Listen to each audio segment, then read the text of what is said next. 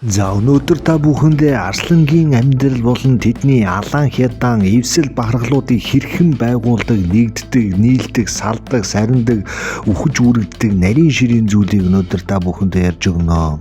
Уурын төрлийн амьтад бол ганцаараа тоглолт хийж амьдардаг гэдгийг бол та бүхэн сайн мэдж байгаа. Гэхдээ энэ дүүрэнд үл хамаарах нэгэн амьтан байдаг нь араатныхаа арслан байдаг юм а. За араатныхаа арслан бол Африкийн талнуудаар тэнүүчилж буй хамгийн том уурын төрлийн хувьд ахан дүүсийн холбоо буюу эвсэл бахархлуудыг байгуулсны хүчинд өөрсдийн генетикийг амжилттай дамжуулдаг иймэрхүү зохиолдлоготой байдаг. Ер нь арслангийн эвсэл бахархлууд 2-4 тонны арслангууд дээр ихэвчлэн тогтдог. Гэхдээ дэлхийн түүхэнд 8 арслангаас бүрдсэн том эвслүүд бол байсан.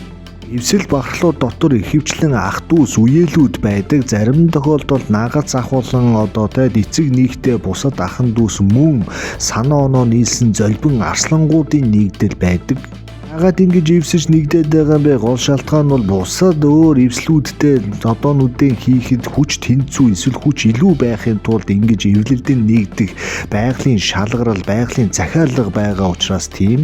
Ерөнхийдөө товчхондоо хэрвээ том эвсэл байгуулж чадах юм бол бусад эвслүүдийг амархан эзлэн түрэмгийлж эмс хүүхнүүдийг нь хурааж хуваарлах нийгмийн боломж бололцоо илүү сайхан амьдрал бий болох учраас энэхүү эвлэлдэн нэгдэх зохион байгуулагдах үйл ажиллагаанд ордог.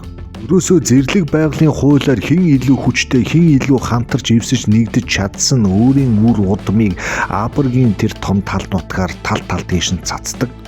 Ойролцоогоор 3 настай эр арслангууд аавдаа хөөгдөж шахагдсны дараа эсвэл эвсэл бахархлууд нь өөр арслангийн довтолгоонд өртөж сүрч сүнсэн тохиолдолд тал тийшээ бутарч өөрсдийн амьдралыг хайдаг.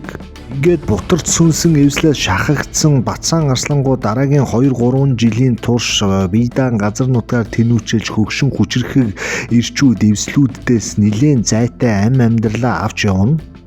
Ингээд өөгчөж булчирхаач биш ийм золбин арслангийн амьдралаар амьдарч явах үедээ өөрсдөө зэндаа нэгтээ ижил ганц нэг тэнүүчилж явж байгаа золбин арслангуудыг игнэндээ нэгтгэж тоо толгоогоо нэмж байдаг. Байгалийн жамаар золбирч явсан золбин бацаан арслангууд нас биед хүрч эрслэнгийн хэрэгцээ шаардлага бий болно. Энэ үедээ эвслүүдийг тойрч тухайн эвслүүдэд хөгшөрч байгаа болон суларч байгаа ямар эр арслангууд байна вэ гэдгийг сайн судлан судалсныхаа дараа тухайн эрэгчин эвслийг унгах том тактикийн тоглолтод ордог.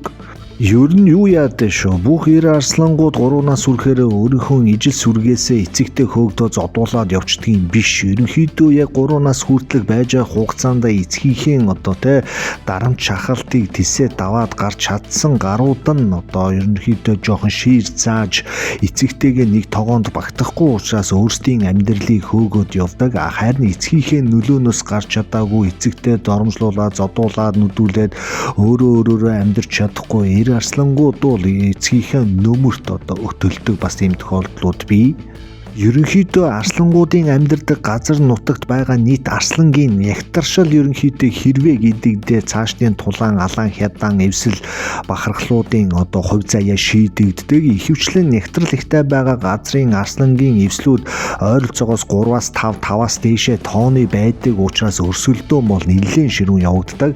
Арслан багтаа зах бүс нутгуудаар болохоор үсрээд 1-2 зарим нь бахархлуудыг нэг эр хөгшин арслан толгоолоод байж явах тийм тохиолдлууд байдаг.